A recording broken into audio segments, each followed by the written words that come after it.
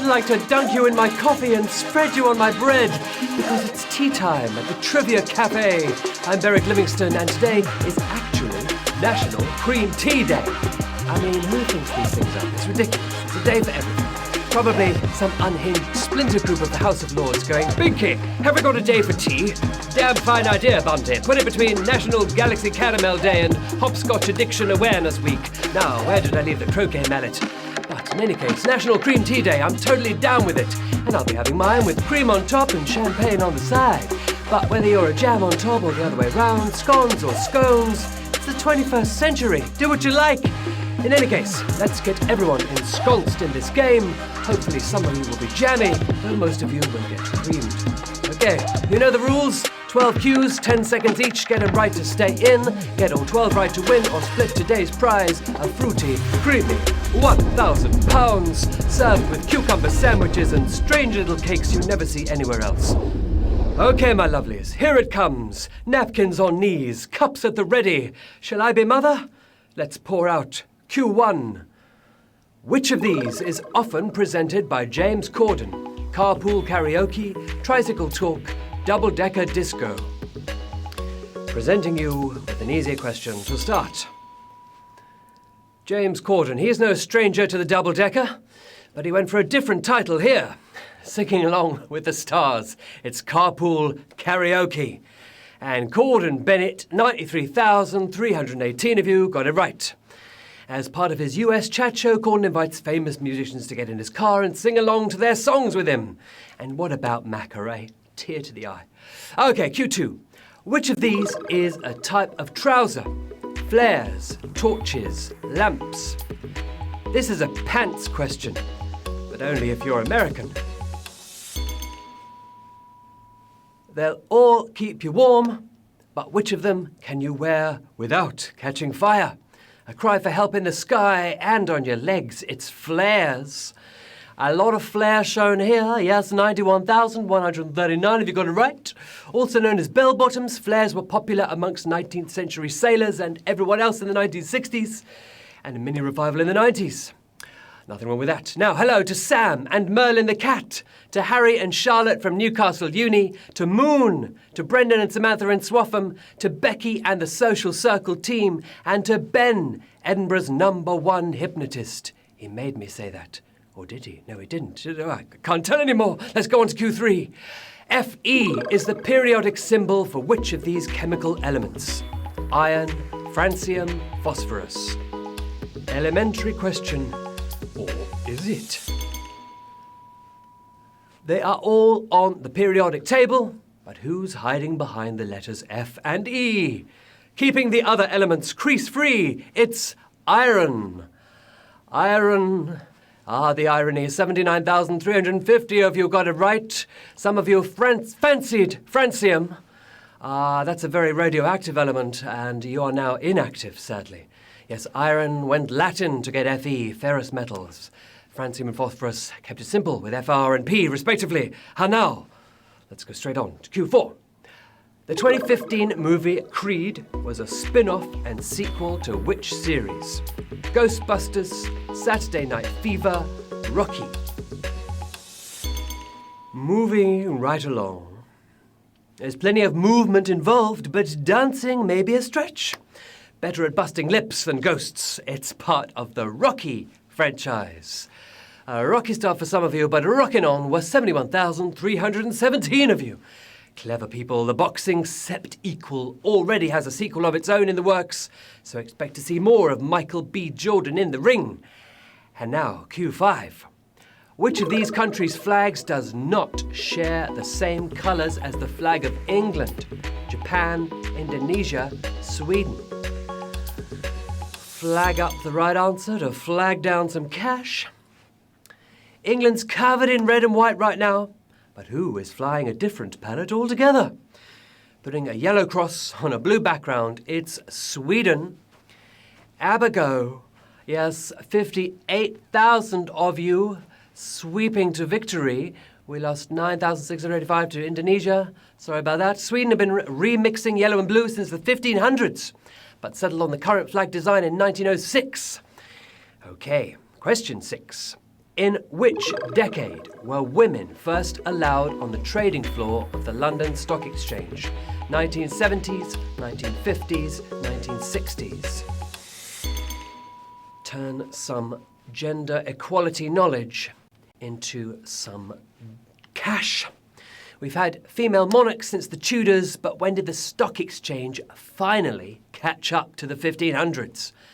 The decade of disco. It's the 1970s. Yes, the 1970s, the right answer. 28,944 if you got that right.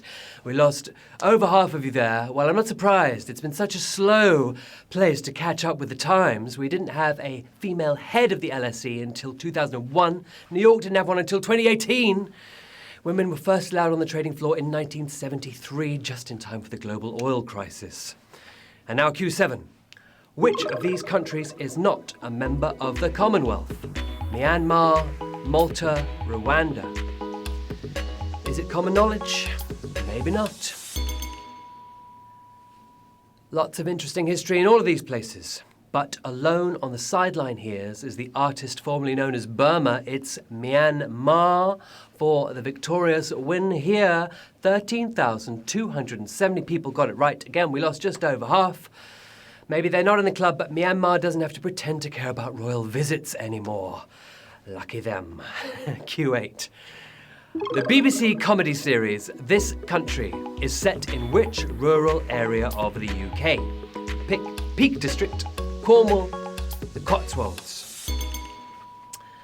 Country places. 3 places all known for their stunning views. But which of them plays the background in this country? West Country accents at the ready because it's the Cotswolds. The right answer here. 7,087 if you got it right. And we lost just under half of you. The Mucklow cousins are played by real-life siblings Daisy May and Charlie Cooper, who also write the show. The clever buggers. And on to Q9. Which of these people did not run against Jeremy Corbyn in 2015's Labour leadership election?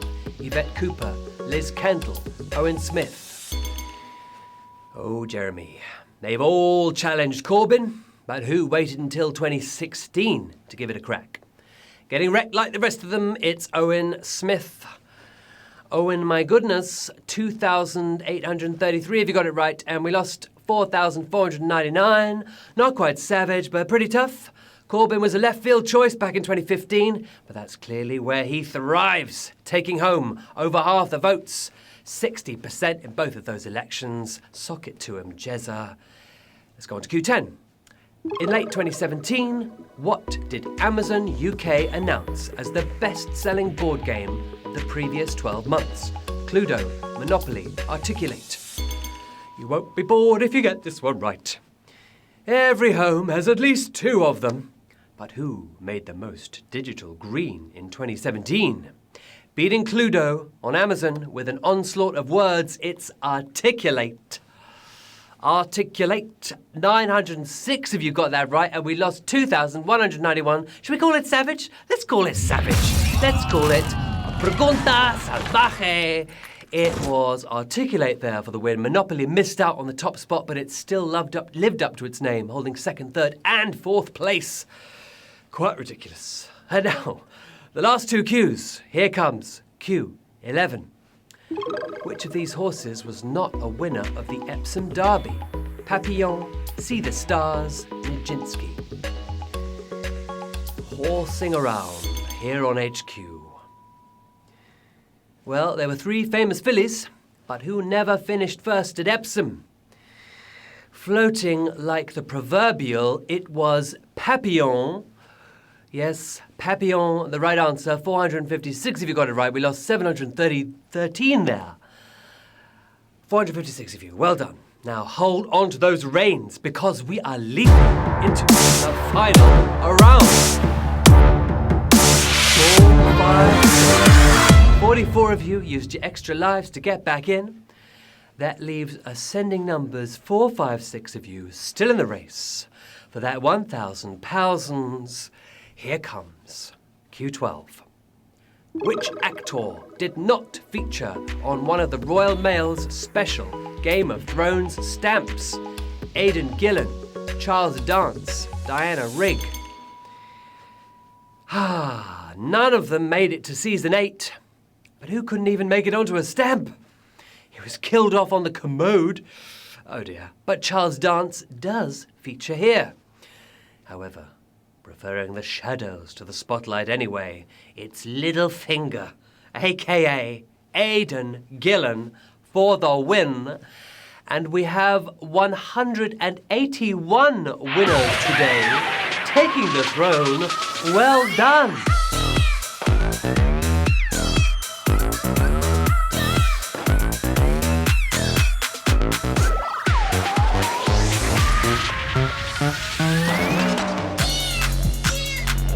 $181 of you, clever people, have managed to smash your way through our 12Q Trivia Challenge du jour, making it a profitable little coffee break. Well done to Zini, I don't know how you pronounce that, Blue Jays, to Blake Hull, to Dickie Davies.